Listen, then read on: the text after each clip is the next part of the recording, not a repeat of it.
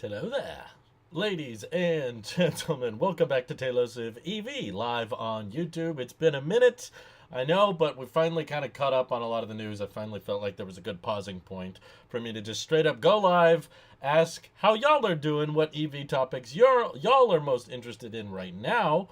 And there was one that kind of piqued my interest that's kind of dropping in real time.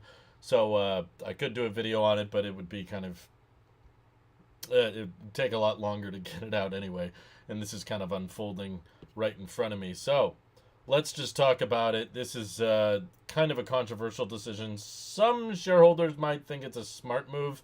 I think it might be more confusing than anything. Here, let me close some background up. But Sawyer Merritt first noticed this. Here, you can see my face if you so desire. Yay, there it is.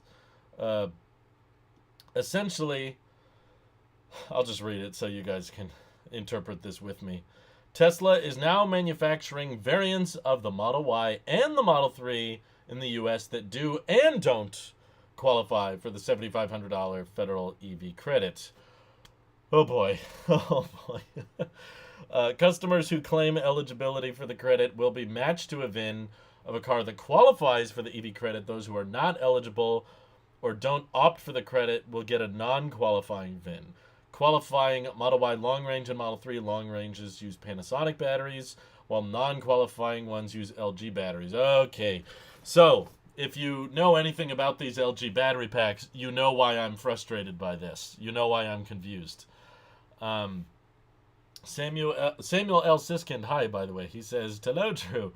Has it been confirmed whether or not the new Model 3 long range is using the LG pack?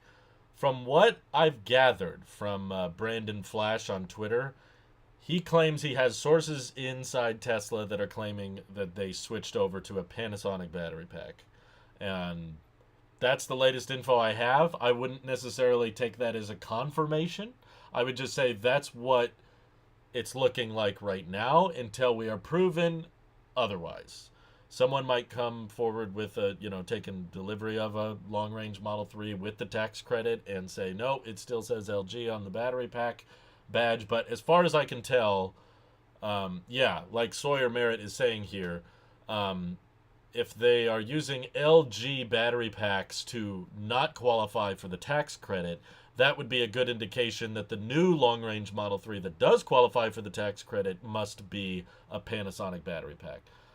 So rich people get worse batteries. Yes, exactly. That's why Dylan White is bringing up, in my opinion, the frustration, the complication, the complexity of the federal tax credit is now by default, Tesla is actually giving you a worse charging performing battery pack if you don't qualify for the federal tax credit, which I kept assuming that, most people do qualify. So what's the big deal? The only people who don't qualify have to be super rich, but a lot of people that I think live in high cost of living areas were very upset by those comments I made, so I do apologize.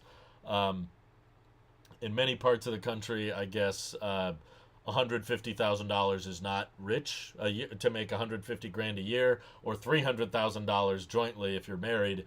I thought that was pretty high class, so I was like, oh, those kinds of people probably aren't trying to buy, an entry-level Model 3 and Y. But I suppose if you live in a place where rent is $5,000 a month, or you have a super high mortgage, then maybe you could feel like you're barely scraping by on 150 grand a year if you're living alone, or 300,000 a year. I guess it depends on where you live, but I do still feel like if you just look at average income in the U.S., most people are below that threshold, and I would imagine most people who are below that threshold would be in the market for a lower price Model 3 or Y.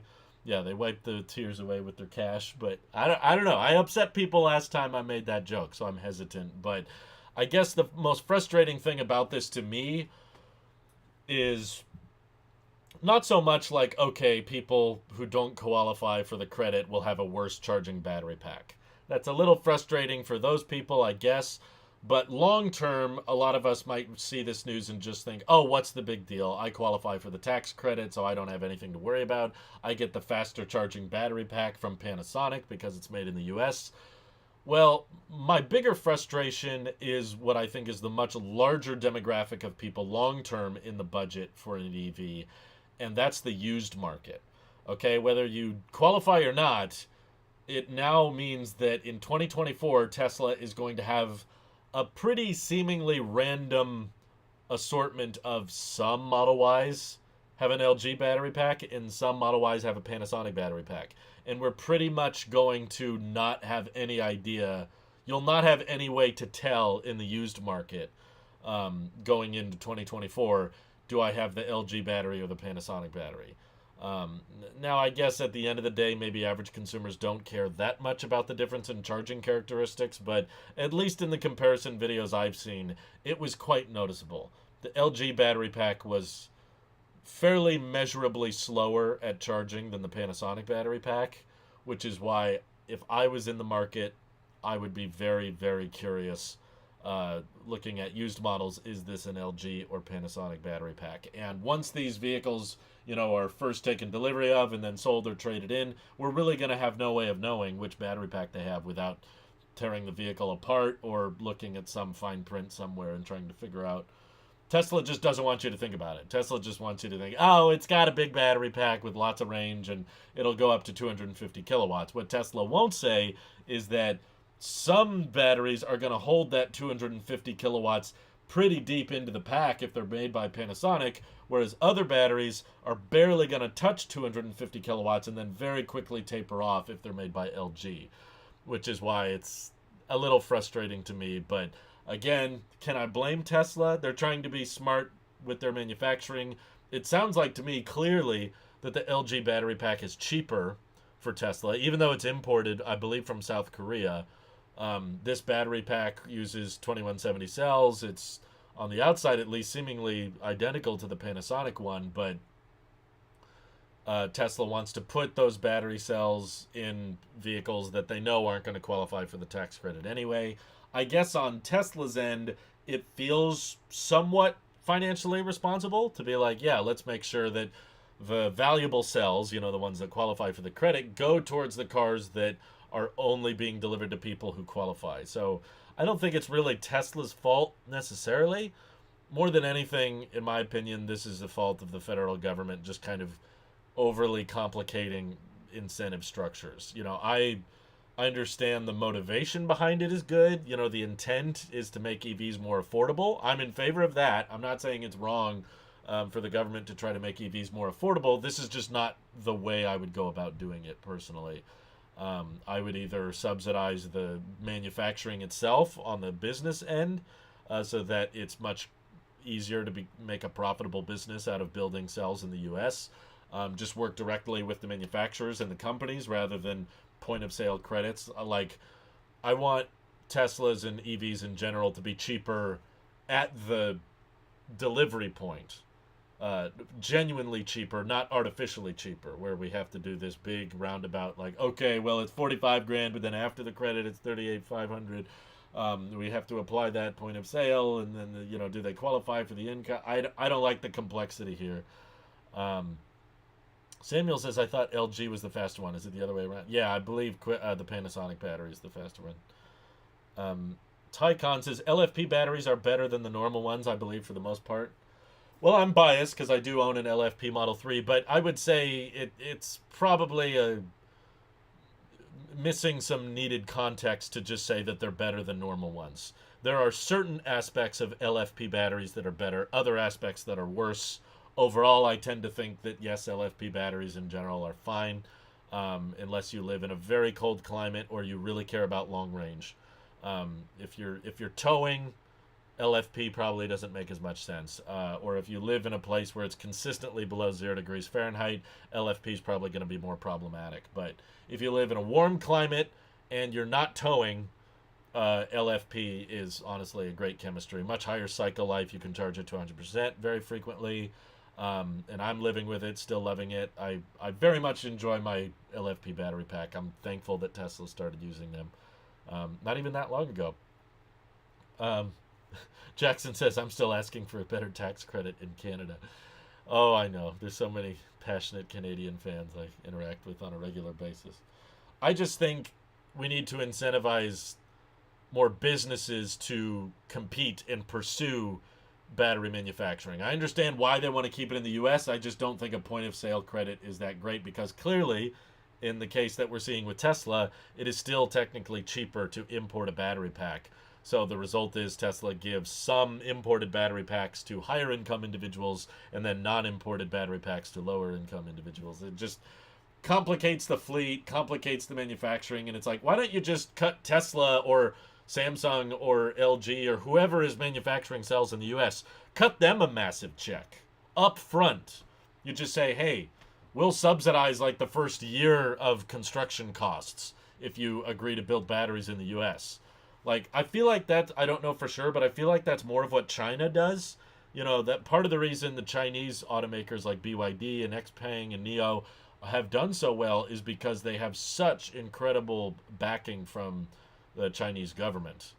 And there's pros and cons, of course, to the Chinese government. But one thing that they do is move fast, which is, you know, not always a good thing for a government if you're a citizen, but if you're a business or you're a government that's trying to inflict massive change, that's a huge reason I think they've been able to grow as quickly as they have. Honestly, even though we have 0 BYD vehicles here in the U.S., it's kind of mind-boggling how quickly that brand was able to grow, and I think it mainly came from direct government support.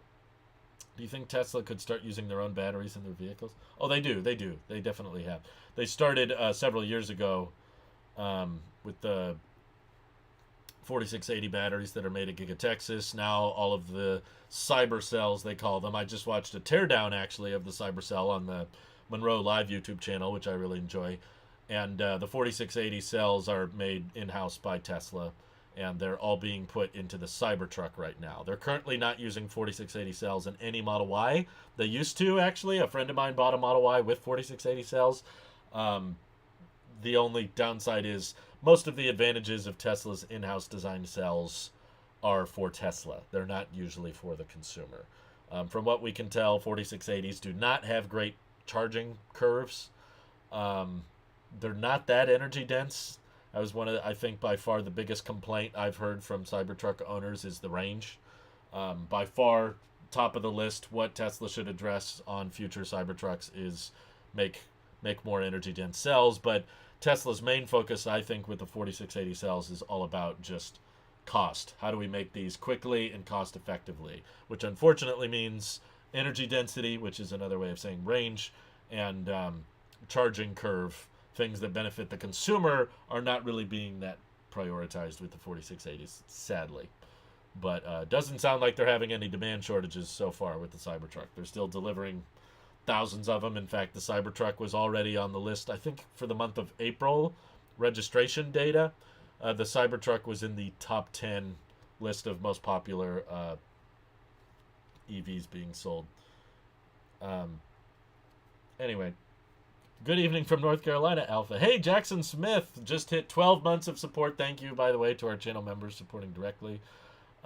Year of support is definitely worth it. Oh, thanks, Jackson. Completely unnecessary, but thank you very much. I appreciate it. LFP is the best for cycle life. Lithium-ion cylindrical cells, including NMC, are higher energy density and moderate discharge rate. Lithium, I forget, LiPo is optimized for discharge rate over everything. I forget all the different acronym names, but yes, there's a lot of different battery chemistries out there. One that I don't know enough about that I want to learn more about is the pouch cells. I've heard that Porsche has these amazing charging curves, but they actually are able to achieve them through pouch cells, which is funny because GM is the one famous for having, huge battery pack malfunctions with the Chevy Bolt, resulting in pretty much every Chevy Bolt needing to be recalled because it used pouch cells that were not optimized properly. So the Ultium platform that GM develops, lithium polymer, thank you, Dylan. The pouch cells that GM uses in the Ultium platform are also seemingly pretty impressive. They're fairly energy dense and they can charge pretty fast. It's poor cycle life, but dumps ants out like a method. Beautiful acronym, thank you. Yeah, BYD in the US would definitely be interesting. Once they run out of the old battery, will everyone get the same? I don't think they're going to run out. I believe both the Panasonic battery packs and the LG battery packs are both in production today. LG is actively building them in South Korea. They definitely use them in Tesla China. So these are not battery packs that they need to get rid of, that they just have a bunch of inventory on. But I'm pretty sure, as far as I can tell, both Panasonic and LG are mass producing these 2170 cells that are being used in the long range versions of the Model Y and the Model 3. Drug users dump amps so quickly. That's right. Lipos are usually pouch cells that can be charged up to 5C in consumer grade hobby packs. Okay, then that's probably what the pouch cells are. It's lipos. What batteries in the Model 3 long range eligible for the tax credit? We don't have confirmation on this, but from what I can tell, we're pretty confident that the long range Model 3 that qualifies for the tax credit has the Panasonic battery pack, which is the good one. You want the Panasonic battery pack. So for today, if you're in the market, we're fairly confident that if you qualify for the tax credit, you get the good battery pack with the good charging characteristics, and of course you get the tax credit, so it's much cheaper. If you don't qualify for the federal tax credit, you're probably going to get an LG battery pack. That's what I'm reading. LG needs to up their A game. Why do they charge so poorly? I wouldn't say they're that bad. I mean, I might be over exaggerating how poorly the charge curve is. There were side-by-sides where, even though it was the longer range battery pack, it appeared that the LG battery pack, because of its poor charging performance, actually performed worse in road trips than the LFP Model 3, which had worse range. But because the LFP had a better charging curve, it could cover greater distances. Not greater distances. It could recoup those distances faster, so you're basically stopped at the charging session for longer. But I should clarify that the difference in those side-by-sides in the out-of-spec 10% challenge was like 106 miles added back in 10 minutes versus 100 miles.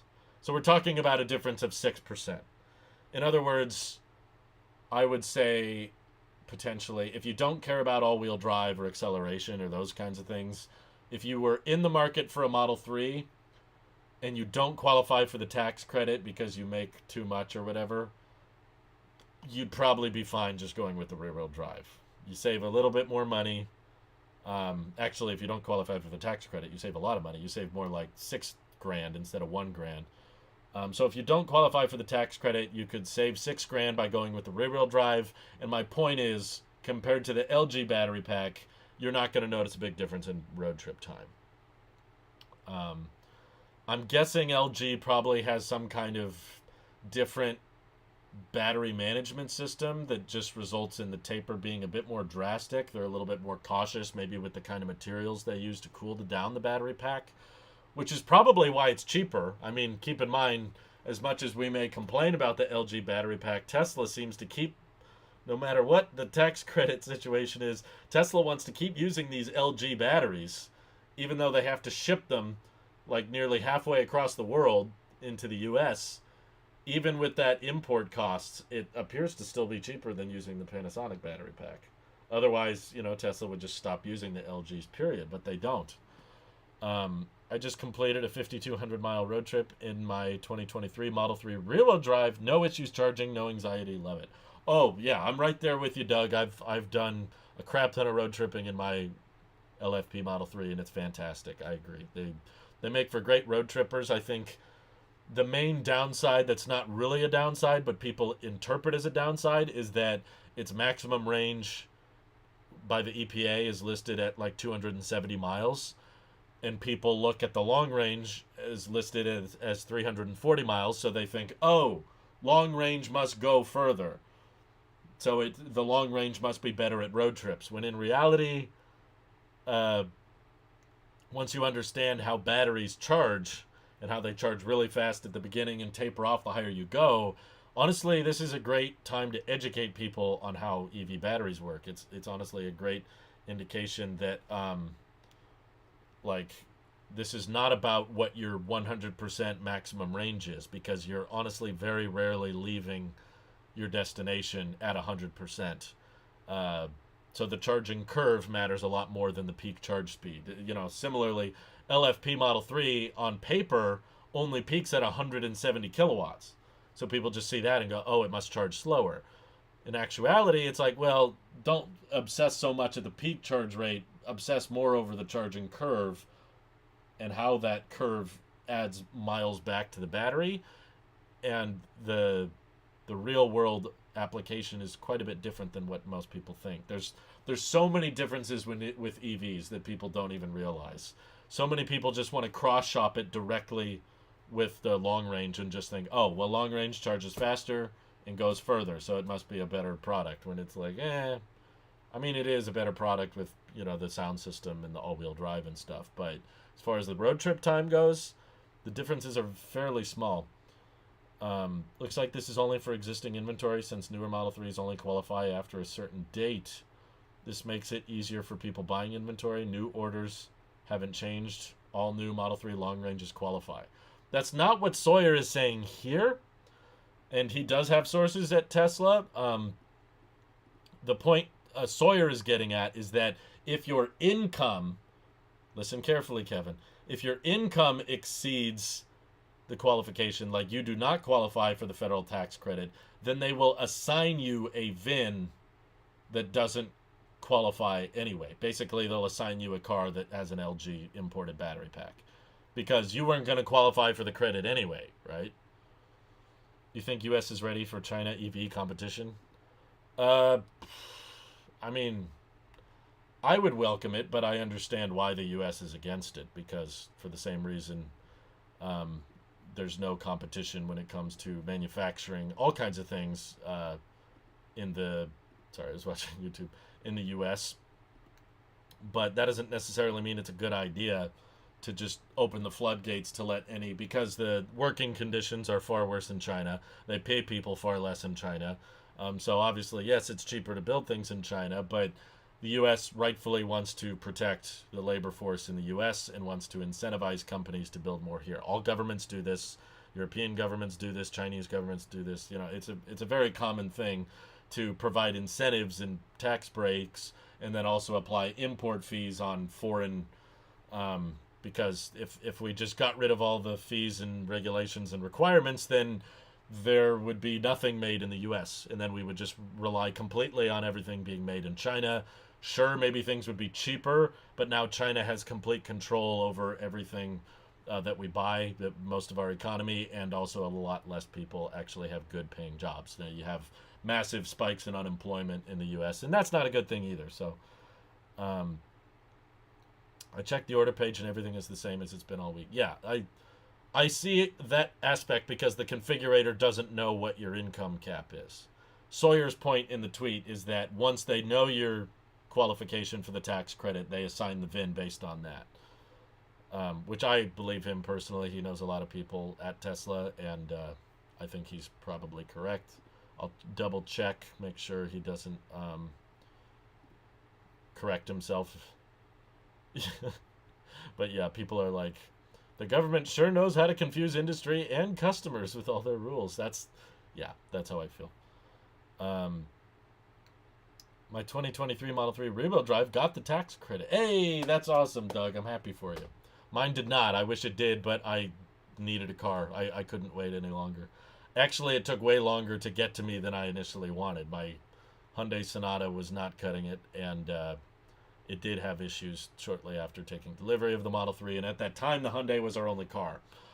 So we definitely needed a new car. I wish I could have waited longer for better deals, better credits to become available, but it would have not necessarily saved me all that much money because I would have been without a car, and then I would have had to buy some other used cheap gas car and then had to pay more for gas while I was waiting, and then it would have been a big mess. So I'm happy for you if you were able to wait long enough to afford one. The two key factors that affect road trip time are the slowest average rate of energy burn and the highest average rate of energy resupplied. Yeah, that's a good way of phrasing it, Alpha. Thank you. Thanks for putting it that way. Lithium. Mike in the Woods says, my favorite chemistry is LTO, lithium titanate oxide, 80 watt-hours per kilogram, but 25,000 plus cycles and a 10C charge rate. That's interesting. That sounds like it would make a lot of sense for energy storage applications. But yeah, in general, I think this is actually going to be one of the big issues we face when it comes to electric vehicle adoption. Is just objectively they are a bit more complicated to understand, and we've just had a century's worth of people getting used to how far can the car go, and then how fast can I fill it up to full, and that's just not really how EV batteries work. Period. Like it's not time effective to charge them to full, except if it's overnight, and it's not necessarily the most time efficient to go as far as you can between stops. Uh, Gabriel, wow, thank you so much for the super chat. That was kind of you. He says, "Will nuclear make electricity cheaper in the future? Currently spend $160 a month supercharging, whereas compared to my hybrid, $120, 48 miles per gallon. Also, thankfully, home rate is 10 cents a kilowatt hour, so that helps." Oof. Yeah, I would definitely charge from home as much as possible if I were you, Gabriel. Thank you for the super chat. Very unnecessary, but thank you. Nuclear, in theory, should make electricity cheaper, but there's a lot more that goes into electricity costs than just the power plant. Um, I've watched a lot of YouTubers out there that claim that electricity prices will just continue to fall and fall and fall because of renewable energy getting more and more popular. And objectively speaking, renewables should be cheaper, right? Because instead of having to move coal around or move material around, now you can just put up some, you know, solar panels or put up some windmills, and those just provide power, right? They don't have to travel as far. Well, more and more of the grid is becoming more renewable as years go by, but electricity prices, at least where I live, continue to climb, and it seems to be a similar trend throughout the country. So the more cost constraint towards what your utility charges you, from my experience, comes down to the grid, the infrastructure, not so much what the energy actually costs on the. So nuclear energy long term, of course, is much cheaper than a coal power plant, but it's the hours and honestly years and years of energy that goes into the production process or setup process and regulation process. And of course, time. Most people don't want to live really close to a nuclear power plant, so you have to buy more land so that there's adequate space between where people are living and where the power plant is. And then getting that energy where it needs to go tends to be the more cost-effective thing. Even without EVs, electricity consumption is going up. There's more and more human beings running AC more and more. And the HVAC is honestly one of the biggest. On our grid right now, HVAC is pretty much our biggest electricity consumer, and whenever we have a hotter and hotter summer, people are making their ACs work harder and harder. So that is resulting in too much electricity demand all at once, essentially, and to prevent brownouts or blackouts, that kind of thing. That's why state governments had to tell people, turn up the thermostats. If we reduce our electricity consumption, the grid won't go down. So keeping the grid maintained and moving power to where it's needed most at different times of day, that I don't think is going to change. If anything, especially with electricity demand going up with more and more EVs on the road, the grid has to work harder, and more money has to be spent on infrastructure to beef it up and to be able to supply all of the energy needs that the population requires. So personally, I don't think, even with nuclear energy, even with solar and wind, I don't think electricity prices are going to get much lower, unless you have plans on going completely off grid, but that's more of a financial game of how much can you spend up front, and then what's the maintenance cost, because solar panels don't last forever, even power walls don't last forever, so how long is that going to last before you need to replace it again? So yeah, exactly like Richie is saying, for us, we have Tesla Solar, and it literally costs us 48 cents per kilowatt hour with that. That's quite a bit. Yikes. But yeah, how much did that solar panel package cost you? And then over the life of the solar panels, which do go bad, they do lose efficiency over time. If your break-even point comes close to the cycle life of the solar panels, that's when you have to admit solar just doesn't make that much sense. It's just a lot of extra work that doesn't necessarily save you much money. I hope electricity gets cheaper. Genuinely, I do. I want it to get cheaper, but I haven't seen really anywhere in the country where electricity prices are falling. Maybe in other countries it is, I don't know. But from what I can tell, electricity everywhere just seems to be getting more expensive, which is why I'm such a big fan of Aptera. I'm so into efficiency. I want my Aptera as soon as possible. In fact, if you can see behind me here, I was watching a video from Fun for Lewis about the Aptera because I'm so excited for it and I want mine as soon as possible. So there will always be cost incentives to vehicles that consume less electricity. That's part of the reason I agreed to work with Tello Trucks, is because they're trying to make the most energy efficient pickup truck in the world. There's a lot of development and really, really hard work going into making sure that they can not compromise too much on the utility and functionality of a pickup truck, but still have a ton of energy efficiency along the way, rather than just, you know, taking an existing pickup truck design and slapping batteries on the inside. F-150, excuse me. Gabriel super chatted. I live in Turlock, California, and we use TID. I don't know what that stands for. Really good rates compared to PG&E. TID sort of runs like a non-profit too, which is really fortunate. That's good. I'm happy for you. Most utilities, I feel like, are non-profits, but amazed it's still $160 a month.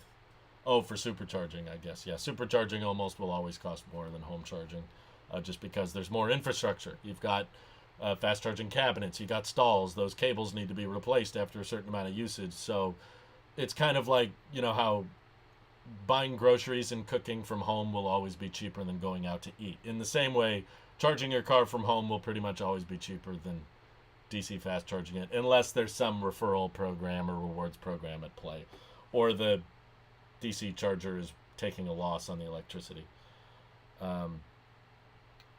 Let's see. It's absolutely mental. We considered an R1S, but decided on a Grand Highlander hybrid. 34 miles per gallon combined. We haven't looked back since. Well, I hope it works well for you. You know, hybrids, some people kind of attest to them having a worst of both worlds, but hey, don't listen to the critics. If it works well for you, that's all I'm in favor of. I'm not a fan of hybrids, but you drive what works best for you. Did I pre-order an Aptera? I missed that vid. Yeah, it was a while ago. It was I want to say over 2 years ago I did pre-order one, but I might have to change what I pre-ordered because of my new job. I'm commuting a lot more. Before I used to work from home, so I racked up a lot of referral points, Aptera points, thanks to you guys watching my videos. Obviously, I want to put those points to good use. I don't want to just, I'm tempted to just buy an Aptera as soon as possible, even if it costs cash, just because I want one. But I feel like that would be wasteful because I already racked up all these points. But I know of a lot of people that are on the accelerator program. Of course, they're going to be first that use my referral code anyway. So I'll probably have some points ready to go by the time they finish through the accelerator deliveries and the paradigm deliveries. Mike in the Woods has got 2 Aptera referral signups. Nice. Congrats. That's wonderful. Very, very happy that they have that program. I literally asked the CEO, are you sure you want to have a program that generous? And he said, yeah. So it sounds like they're sticking with it. Electric will cost more than gas eventually. I think it has in a few select areas, but it's not legitimately, because gasoline is objectively more difficult to refine, move, transport. The only reason gas will be cheaper than electricity in some place is because gas is incredibly subsidized. Like it's a joke, honestly, how much the government subsidizes oil imports. If we got rid of all the oil imports, gas prices would probably double or triple. And then EVs would probably be a lot higher in demand. But of course, the reason the government doesn't want to do that is because, of course, at this stage, EVs tend to be, both used and new, tend to be more expensive than gas cars.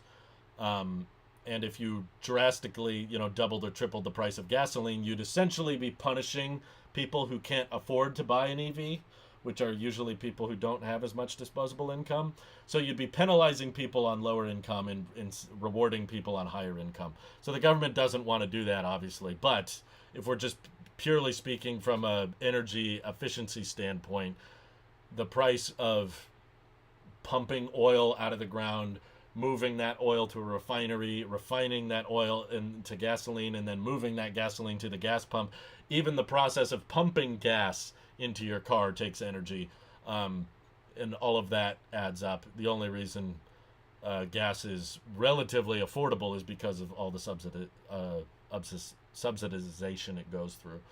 Um, Good morning from Australia. One day electric vehicles have 1,000 range miles in the future.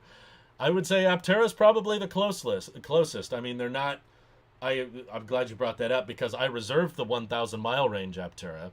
I'm sure at highway speed it probably won't actually get that, but even if it gets 700 miles, that's incredible. Like most gas cars don't get 700 miles.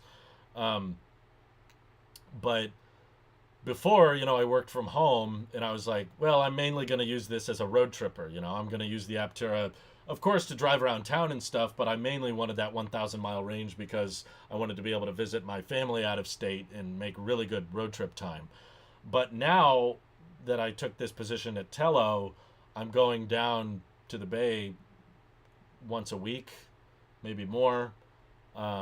And with this extra commuting involved, I'm more and more. And my wife also got a job a couple months ago that kind of just fell into her lap. But she's driving a bit more too. And she wants, when she's going to work, she wants the Model 3, of course. It's more comfortable and she can pre-cool the cabin. And she likes driving it. She hates driving our old Hyundai. She brings it up every time she has to take it somewhere. So I want her to be able to drive the Model 3, but I also want to be able to take an EV, a very efficient one, down to work with me. So an Aptera would be perfect right now, which is why I'm debating if I want to wait, because Aptera said the 1,000 mile range would be kind of the last trim they make. The launch edition's the 400 mile range variant, and I would be more than happy with that one. I could make that one work, and I kind of need. I don't live near the Bay Area. That's the commuting aspect. Tello is in the Bay Area, but I'm several hours away, so I have to commute once a week on average, and that's a lot more driving than I'm used to. So I kind of want the Aptera sooner rather than later.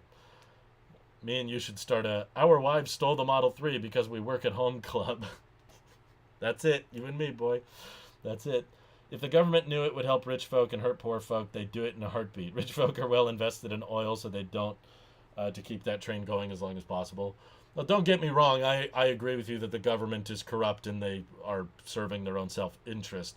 The reason why they don't want to punish the lower income folks and reward the rich income folks is it would affect their voting power. If I don't care which side, I'm fairly apolitical. I don't really like Democrats or Republicans. I'm kind of like, this whole system's screwed up. We're just living in it. We got to make the best of it we can. Whether it's a Democrat or a Republican, if one of them agreed, let's abolish all oil subsidies, they would get a lot of pushback from the American people. They would probably lose a lot of voters because most Americans are still driving gas cars. And if you tell, what is it, like 90% of cars on the road are still gas, probably more, 95. If 95% of people driving gas cars found out that your bill, your law, is going to double or triple the price of my gasoline, I ain't voting for you. The politicians are looking out for their own best interest, and they don't want to lose votes. It's not a we care for the poor folk. It's I need to win votes. Why don't we throw away the government and start over again? Well, we tried that in the 1700s, and then a couple hundred years goes by, and then you end up with the exact same thing. Yeah, absolute power corrupts absolutely. I don't believe there's really any human-made system, business, charity, government. Anytime you get a bunch of humans together, we screw things up. We're not very good at managing each other at mass. Every day I feel like the Amish are onto something. Like, smaller groups, focusing more on your local community tends to work out better. That's why hydrogen can't win. Exactly. Hydrogen is absolutely an infrastructure problem. It's not a vehicle engineering problem. I don't think either of this year's candidates will live long enough to witness the ban on sale of new ice cars. That's hilarious, but also very true. History is repeating itself all over again. Oh yeah, it always has, and it always will. Don't look for human-made system. Humans are broken. Humans are corrupt. All of us. Don't believe any human that thinks they're flawless or perfect. And as long as we have flawed humans developing systems, whether they be businesses, governments, charities, nonprofits, whatever it is, there's going to be corruption. There's going to be flaws in it because they're all made by humans. So don't look for perfection in human-made systems. Look for the better of the worse. There's some systems that are definitely better than others, but doesn't mean they're perfect. No one is perfect except me, says Vaj Delete. I really want to pull a sneaky on everyone. Abolish the gasoline tax. Now everyone pays the same registration fees that the EVs have been paying. Oof. Yeah. If you get any headwind on that, let me know. Mike says the Amish don't have Apteras, though. I guess neither does anyone else. Aptera has Apteras. They're prototypes, but yeah. Do I recommend buying a used Model Y from the official Tesla website? Brandon, I'm going to pull the not enough information card. I don't know your financial situation. I don't know the spec of the Model Y is, but that's entirely up to you. My cousin actually was in a car accident 2 weeks ago, sadly, like 2 days after I was in my car accident. And his car was totaled, but he had been telling me for years that he had planned on getting a Model Y. He bought solar, and he built his house from scratch basically, and he built in the electrical wiring so that he could charge an EV from home when he eventually got one, and the totaling of his minivan is basically accelerated that timeline. So now he's like, you know what? I think we're going to be buying a Model Y here pretty soon. So I encouraged him to look at the used prices on Tesla's website, and I'll be honest, they're a lot more tempting on the Model 3. Model 3's just been out for longer. I don't think the demand is as high for sedans as it is for crossovers. So there's just there's a crap ton of really affordable used Model 3s on the website. We looked at the used Model Ys. I don't know, maybe it's just our area, but they weren't great. They were not substantially cheaper. Thankfully, by the way, my cousin was okay. He was unharmed. No one in the car was hurt, but the car was severely damaged. So there was no salvaging the car. It was a pretty old car anyway. It was like a 2005 or 2007 minivan. I think it was a Honda Odyssey or something. But he has friends with Model Y, so he knows the size and dimensions of the Model Y. He's spent extended time in them. So he knew that would be his next car. He was just saying, I'm going to wait till my minivan dies on me. And but he doesn't seem interested in the Model 3. He really wants the Model Y. And when we were looking at the used prices, I didn't find that many used Model Ys that were substantially cheaper than the new ones. So I would say it's a price decision. How many miles are on the car, and also how much money do you save by going with the used model versus, and how old is it? If you have a 2020 Model Y, it's going to have the lead acid 12-volt battery. It's going to have the Intel processor, which is a bit more sluggish. It could have a more dated interior design. It doesn't have the heated steering wheel. It doesn't have hardware 4 if you care about that kind of thing. So there's so many variables that I can't give a blanket statement to, should I buy a used Model Y off of the Tesla website. It's like I need way more data before I could say yes or no.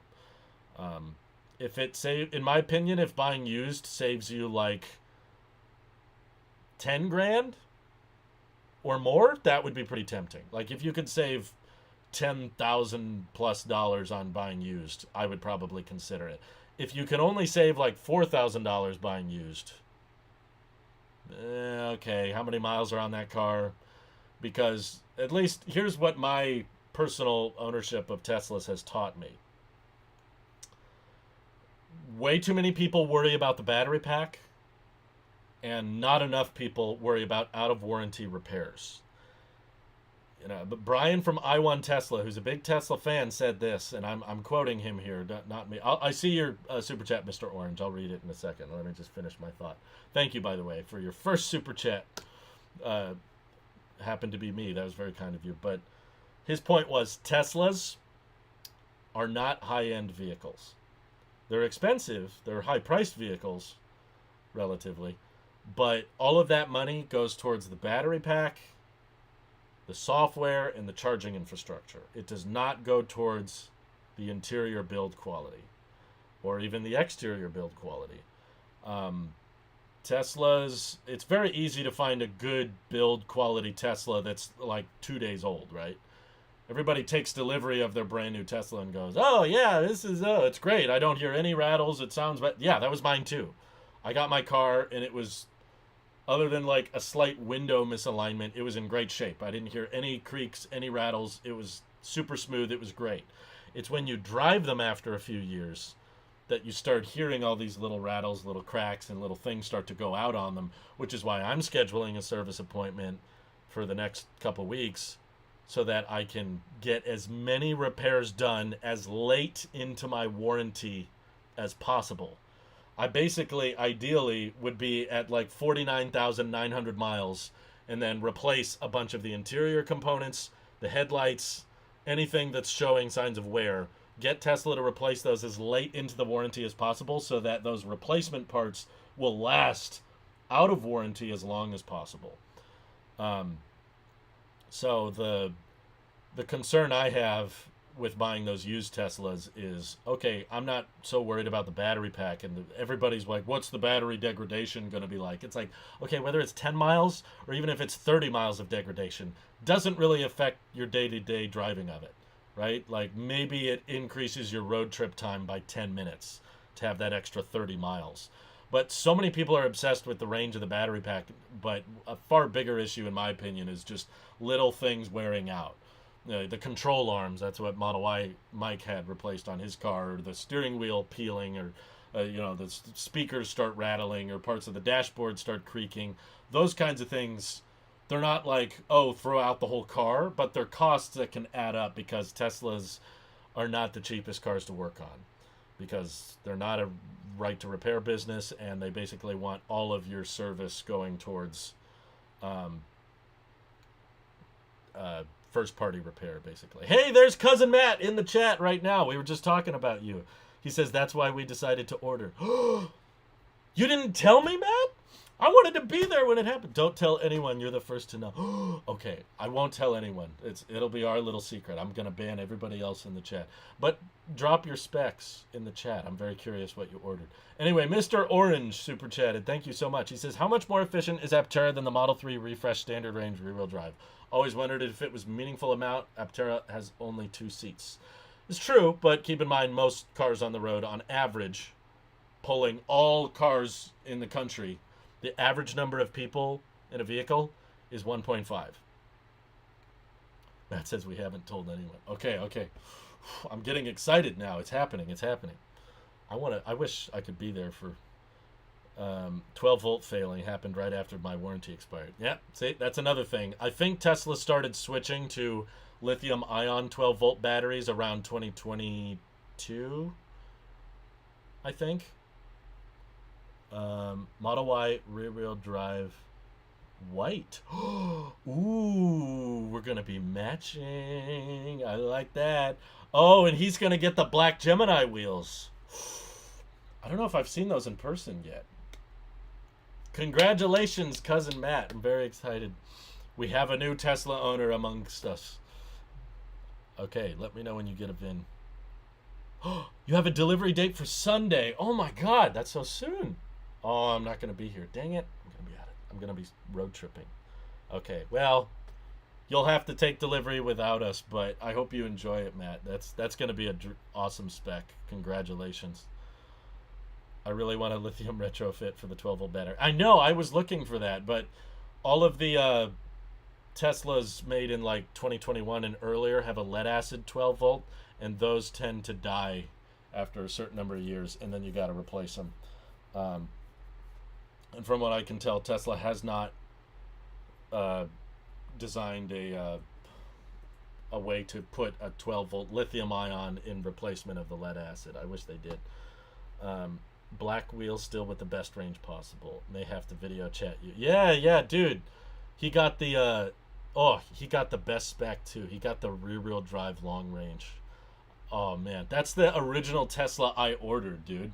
And yes, I would have gotten it with the black rims that were still efficient with the white exterior. Oh man, dude, that's gonna be sick. I'm so excited for you. I'm so pumped. I'm glad we get to catch my reaction on stream. Plus, I think it has the partial premium sound system, but it's a good sound system. It sounds fantastic. I got a 2023 Model 3 for 26 grand. Such a good deal. That is a great deal. Congrats. That's awesome. Do I think the premium connectivity subscription in Teslas is worth it? Debatably. It probably depends on your disposable income. Like $10 a month or $100 a year. Is that a lot to you? If you make six figures, it's probably not a big deal. But if you don't make six figures, maybe you're trying to cut back on memberships. I've been living without it. I haven't had premium connectivity since I only had it for 1 month when I first got my car, which was 2 years ago. So I've lived 2 years without premium connectivity and don't really miss it. It's fine without. I live without it just fine. Matt says he's been watching nonstop YouTube videos about it. Ooh, yes, get pumped, get hyped. You're gonna have hardware 4 as well. Oh, that's sick, dude. White is honestly kind of the best Tesla exterior because it's so much easier to see the door handles. I know you were talking about going black. A blacked out Model Y would look pretty sweet, but one annoyance I've seen with the darker color Teslas is at nighttime, you can hardly tell where the door handle is. It just blends in too well. Whereas even in pitch black, it's really easy to see where the door handle is with the white exterior. Plus it, reflects more heat and all that. I think the FSD subscription should include premium connectivity. Yeah, why the heck not? It's $100. Throw it in at that point. Tesla's probably trying to increase the take rate of FSD, so why not throw in premium? Just call it Tesla Plus, $100 a month, and you get a bunch of cool stuff. Oh, you got to drive one on Friday. That was your first time driving an EV. Wow. Okay, this is exciting. I'm so pumped for you. Oh, Michael Soley. We got a lot of Tesla deliveries happening. Michael Soley says picking up my all-wheel drive Cybertruck tomorrow. Wow. Big day. That's a huge day. What do I think of the Cybertruck range extender in the bed instead of just taking out old battery and dropping in bigger one?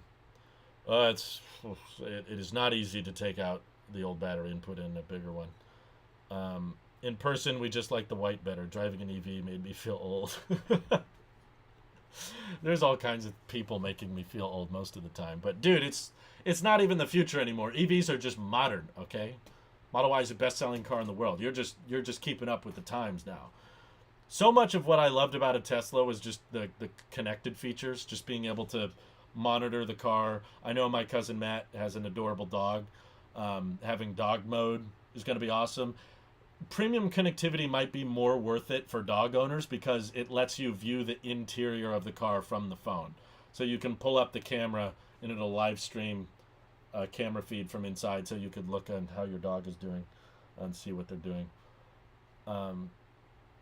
Dennis says, will you upgrade to the Model 3 Highland? No.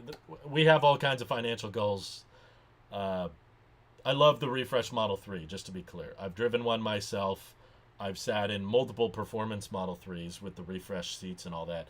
They're fantastic cars, but they're not, the price difference it would cost me to upgrade would be, we're talking easily $10,000, $20,000. And as much as I love the bolstered seats, as much as I love the improved suspension, as much as I love the ventilated seats, oh my God, this summer those would be nice. It's not a $20,000 upgrade for me. At the end of the day, it's still a Tesla, and I have a Tesla. I don't need a second one right now. If anything, what we really need is a second EV, which is why I'm so much wanting an Aptera right now, because I've got the points racked up, and I want a commuter vehicle, and I want an efficient one, because Tello actually lets me charge my car from their office. They've got like NEMA plugs. I could drive the Aptera all the way on a single charge. Oh yeah, wait, it's 400-mile range. I wouldn't even have to worry about it. I could drive the Aptera all the way to my workplace and all the way home without stopping if I needed to. Whoa, Chris McCammon's in the chat. What the heck? Oh, he's got to get it. He's got to be moderated. We're modding him right now. I hope it's the real one. He says, hey man, I hope you're doing well. Just dropped off the final module to the laser to be laser welded for PI2. Can I have it? What do I need? Hey, Chris, while you're in the chat, we got to work out some kind of deal, man. Okay, we've got a lot of points here. All right, I'd be willing to lose all of my Aptera points if it means I can take a PI build. All right, I don't need the open pilot. I don't need the solar panels on it. Literally, just any Aptera with a PI battery pack and everything. Like, that's all I need. I just want a commuter. Okay, he's modded. That's good. I'm glad to see. So for those who don't know, Chris McCammon in the chat is the head of marketing for Aptera, one of my favorite startups in the world. How you got the auto park to work? My auto park does not work. It might be because you're on an Intel processor. I think they added vision-based auto park to the AMD Teslas. No, they added them to the Intel ones as well. I don't know. You need to pay for FSD, I guess. But good news for Matt. Just checked. Rear-wheel drive Model Y does come with premium interior, even with the standard black seats. Oh, awesome. That's fantastic.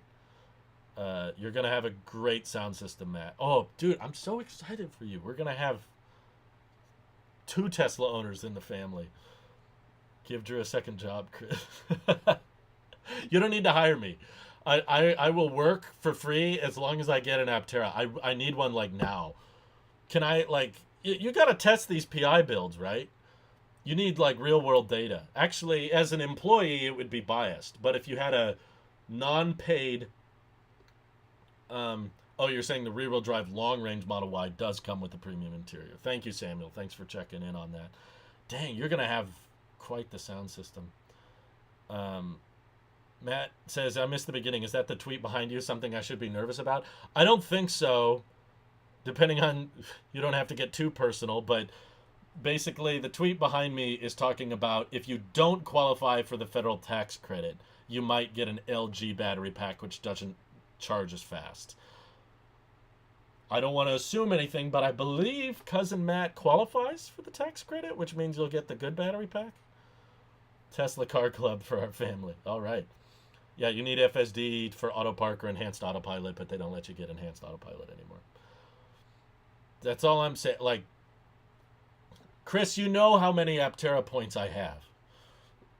I don't know if you do, but I'm assuming you do. If I agreed to sync all of my existing points, could that get me ahead in line or something? I don't know. I need an Aptera really badly now with all the driving I've been doing. I had to replace 2 of my tires because of the accident I was in. If I was in an Aptera, I would have only had to replace 1 tire. Now I've got 2 new tires on the back, 2 old tires on the front. I want a 3-wheeler. There's been so many freaking times in the past month where it's just been me alone or me and my wife.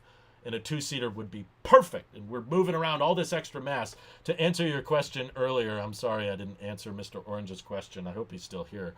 An Aptera roughly uses about half as much energy as the most efficient Tesla, which is the rear-wheel drive Model 3. That's the car I own. It's about the same on the refresh. The refresh is a little bit more efficient, but not by much. The rear-wheel drive Model 3 with highway driving usually gets around 4.5 miles per kilowatt hour. He says maybe you can borrow it for a week. Yes! Please. How do we make this happen? Seriously, you need some real-world road testing. It'd make for a great video. Free press for you guys, of course. But yeah, I would love to drive this thing to work and back. I'm taking my father-in-law to the airport in a couple days.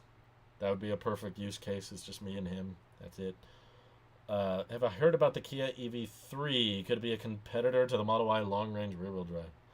Yeah, but I've seen it. I don't know. Everything in the crossover segment, I guess, kind of overlaps with each other.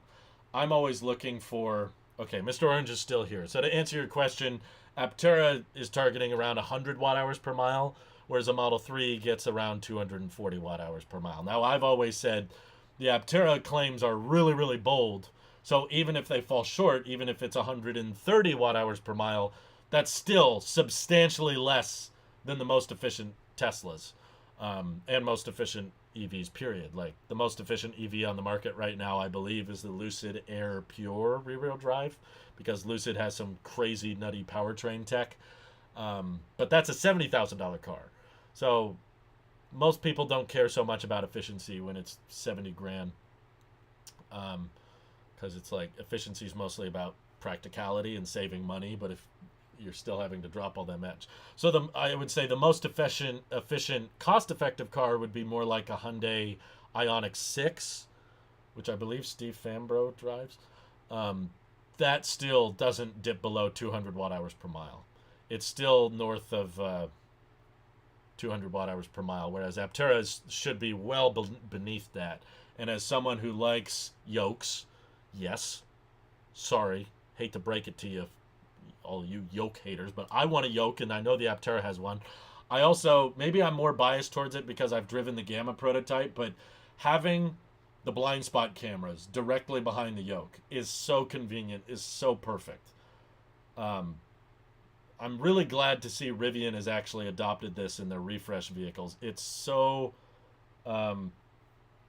handy to have blind spot cameras accessible. And I use them on my Model 3 constantly. Every time I signal, the camera pops up, and I look at it now. I hardly use the mirrors because the camera feeds can see better, and they're right where you need them. And the only way to improve on it is if those camera feeds were just perpetually there, and they didn't have to cover up part of the display, like cover up the navigation or cover up the HVAC controls, which they've done in the past. So the Aptera layout is kind of peak. It's like you put your CarPlay there, and then you have your blind spot cameras right behind the yoke. And having driven it myself, I was surprised how great the visibility was. And I want it. I want it now, please. Now, Chris, you hear me? Get me this thing. This is what I want more than any other vehicle on the road right now. I would love to borrow one for any amount of time you're willing to give it up. And I'll just text you if I have any problems with it. I know it's a prototype and all that, so I'd be willing to put up with a lot. I don't find a need for ventilated seats, but it's around 100 degrees Fahrenheit peak here, and I use cabin overheat protection. I had to turn off cabin overheat protection because it would literally kill our battery. Like, it gets so hot here, cabin overheat protection would be on all the time. It would never shut off. And then you just have HVAC running perpetually, which is just not good. It's not good for the AC, and yeah, my interior is gonna roast, but there's no way around that, in my opinion. I don't think just wearing out the HVAC system is a good idea either. Might have been offering you to borrow the production model once it's available, not the prototype. Whatever, I'll take whatever. Just let's make this happen. Let's figure out how we can do this. Have I heard about? Yeah, I knew about the EV3. It looks fine. It's something we talked about on the podcast called the Blazer effect, which is where there's way too many EVs that are all blending together, that they're all just trying to be the same generic crossover, which is why I get really excited by EVs that kind of rethink form factors, like the Aptera, which is just like, let's not try to make a car or a motorcycle or whatever. Let's just try to make the most efficient vehicle possible. And they've made it, and I've driven it, and it's incredible. Or why I'm just as excited for the Tello truck is like, let's see how space efficient we can be and still not sacrifice on functionality and utility. I think it could be the perfect one-car solution for a ton of people out there. So things like that are like, let's try to be fundamentally different. Let's try to rethink form factors by fitting a 5-foot bed and 5 seats within the form factor of a 2-door Mini Cooper. You know, you tell people that and they're like, what? No, that's not possible. You can't do that.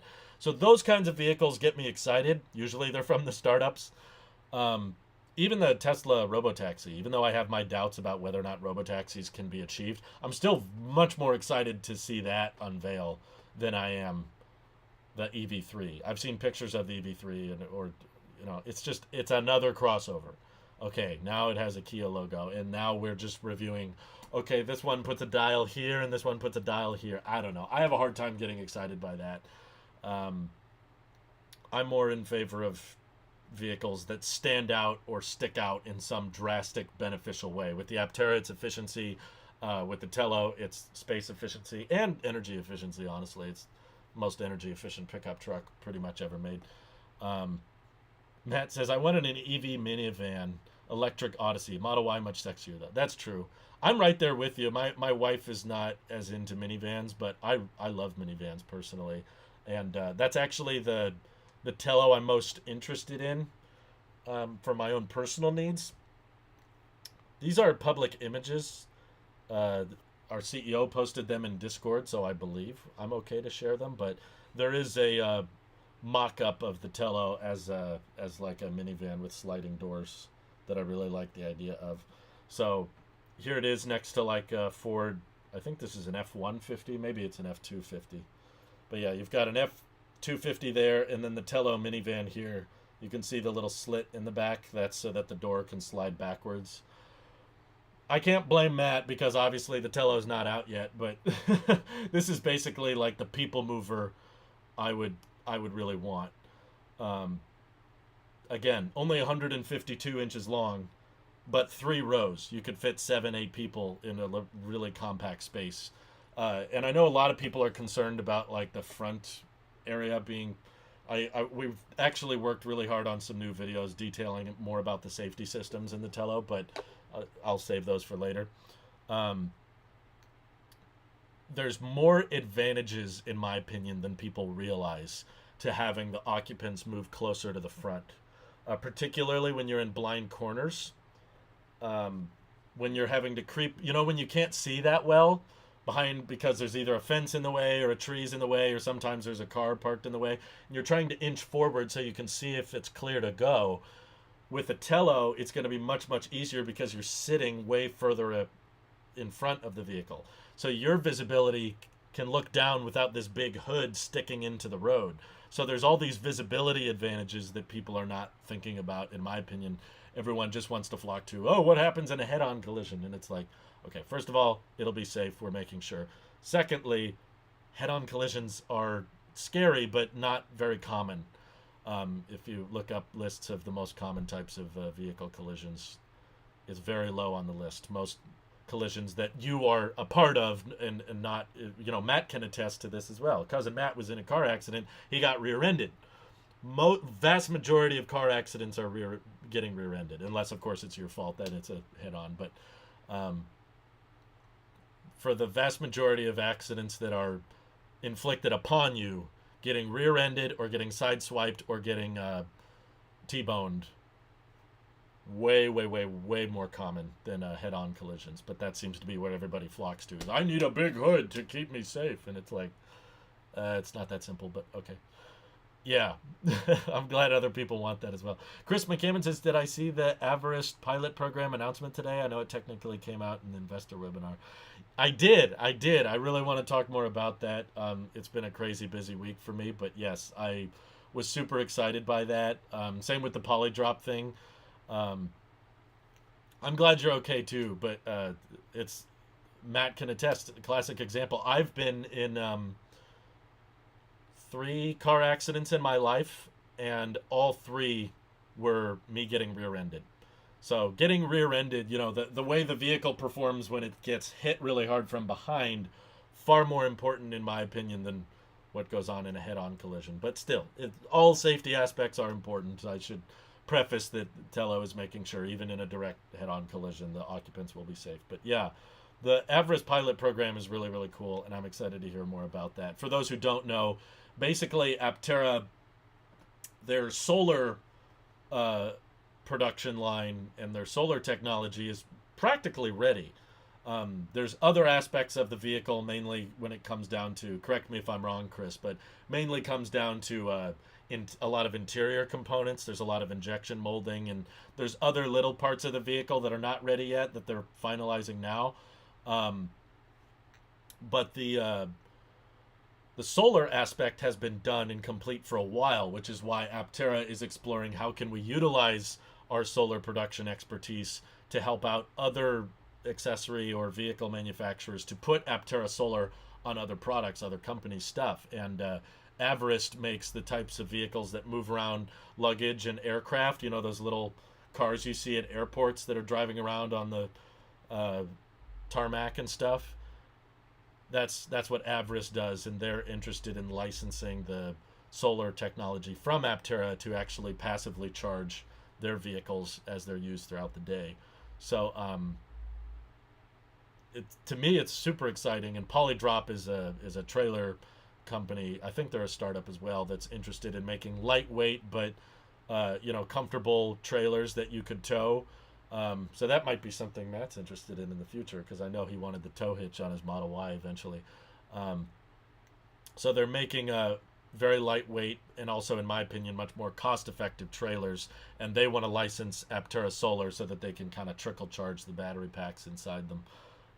So all kinds of cool applications coming out for Aptera Solar. Oopsie says, looking forward to the safety vids. Tello is really interesting. I agree, and what I told Mike and Randy on the EV podcast that I'll just reiterate for you here, as far as Tello is concerned, what I can talk about is the 10% of the iceberg. You know, it's what you see is such a small piece of what's going on, and I'm like, oh man, that's pretty much what we argue about all day is figuring out what we can and can't share. And there's so much cool stuff I want to share, but they're like, okay, in time we will, Drew, we will. Calm down, and I'm like, come on. It's hard because of my background. You know, my background as a content creator.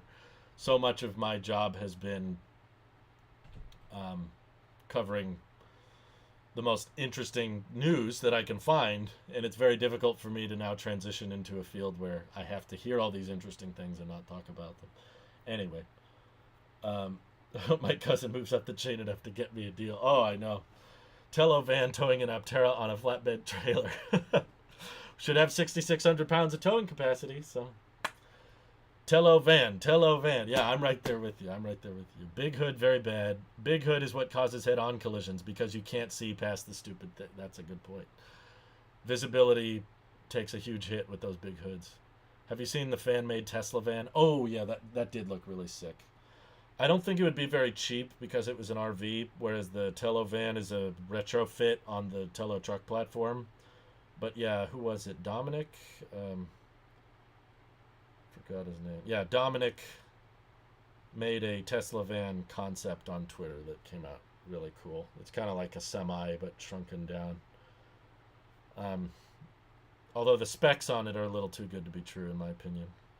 420 miles of range. You know, vans by design are just not very aerodynamic, and be very difficult to get a vehicle that shape to go 420 miles.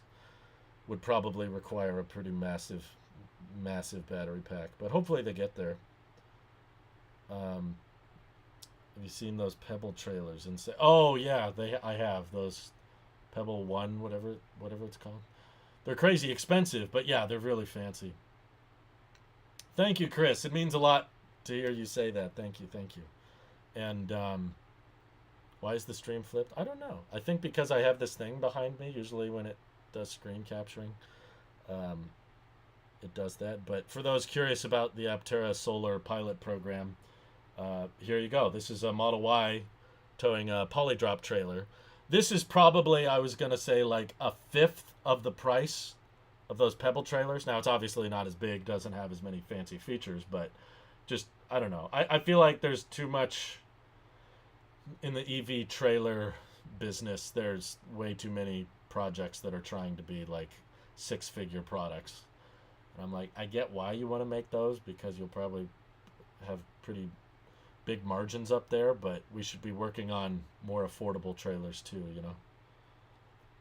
Yeah, very expensive, but it does, yeah, you can control it from an iPad. You can get it to move around on itself, and it can automatically hook up to a tow hitch and disconnect.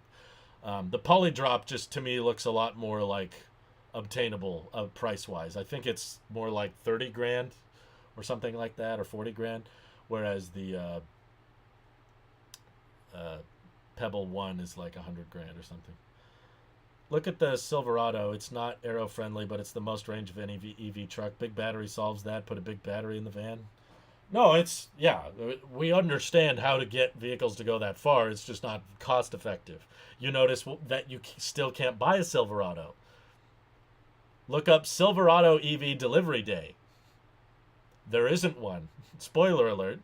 They're only selling them to fleet buyers because they're not cost effective to sell. They're extremely expensive because they're stuffed with to the gills with these massive battery packs. So they probably yeah, but they've got to be losing money on each one, otherwise they would be selling them to individuals. While Tesla probably went too small on the battery pack and the range is disappointing, yeah, I agree with that. 40 grand is a lot for camping. I like indoors too. Um, I was just going to say that someone brought up a great point on one of our EV podcasts that I really agree with, which is that a lot of people, because of the HVAC efficiencies of EVs, like to camp just in the car. I've done it myself, where you just fold down the second row and sleep in the bed in the back. But then the trailers, all these big expensive trailers, keep trying to also make a space for you to sleep in the trailer. Um, so a lot of people have suggested that it would make more sense for the trailer to just focus on being a good kitchen and a good bathroom, like a shower and a toilet, and it should just focus on those two things. And then if you're gonna go to sleep, you just sleep in the you sleep in the back of the car. That way, you're utilizing the space of the Tesla or whatever EV you're driving. You sleep in the back there. You put it in camp mode, and then if you want a nice shower experience or a nice bathroom experience with decent plumbing, and you're not having to, you know, some of those road trippers can attest. You got to buy these crap in a bag and put dust in it so you can't smell it. It's like, nah, this is not a good bathroom experience. I want, adequate plumbing in the trailer and a nice hot shower and a place for you to cook and store food and have a nice little dining area. Worried about Tesla service and longevity? Definitely buy a Chevy. I said I would never buy an American car again. Along came Tesla. Hey, doesn't get much more American than that. Let me know when you get your VIN, Matt, because then you can figure out which factory it's being made from. Is the Tesla Semi the most range of any EV when it's not loaded? Possibly if you're counting production EVs. There's been some solar car competitions in Australia where they've made EVs that go 1,400, 1,500 miles on a charge, but again they probably can't exceed 30 miles an hour. But it's a prototype, they don't make them at scale. But the Tesla Semi, it's in low production, but it is production. And we were told by Zangler on Twitter that without the trailers attached, they get about 800 miles of range, which is pretty nutty, but not that surprising considering it's like a 900 kilowatt hour battery pack. So it's like, yeah, I guess it should go pretty far if it's a battery that big. Um, yeah, so as far as the how do you get that much range in a vehicle that's not very aerodynamic, yeah, it does come down to stuff a bunch of batteries in it, but then the question is how cost effective are those cells? Tesla could probably do it better than anybody because they're building their own lithium refinery and they're building their own cells in house, and they're going to build the cells right where they're building the product, so that helps drastically reduce the price of the batteries. But I have to assume Fremont turnaround is so fast. Ordered Friday, scheduled for Rockland on Sunday, 8 days, but I will let you know. All right. Really exciting, really exciting. Keep me posted. Yeah, I won't tell anyone, don't worry, other than this live stream. Keep it down. And if Chris is out there, tell him to call me. Whenever, sorry, him. Tell yourself. If Chris McCammon is still watching, send me a call. Sorry, OBS has been weird with the mic stuff lately, but actually my father-in-law's in town and we've got dinner plans with him, so I'm probably gonna wrap it up. But Chris, now let's do it. Let's do it. I gotta pick your brain on some things. Um, do you think other truck makers are gonna copy Tesla design? Oh yeah. Well, it's just aerodynamic. So whatever's the most aerodynamic shape, yeah, it's going to get copied. I think Aptera will get copied. For sure, because especially once the vehicle is out and in production, the numbers are going to speak for themselves, and other companies are going to want in on this kind of efficiency. So, Aptera with Amprius batteries and loading up to the roof could potentially achieve absolutely nutty and useless range. Call you on Sunday. Okay, bye, buddy. Bye, Matt. Thank you so much for everybody tuning in. Thank you for the super chats, by the way. Very generous of you guys today. Very kind, and we'll chat more again soon. All right? Bye-bye.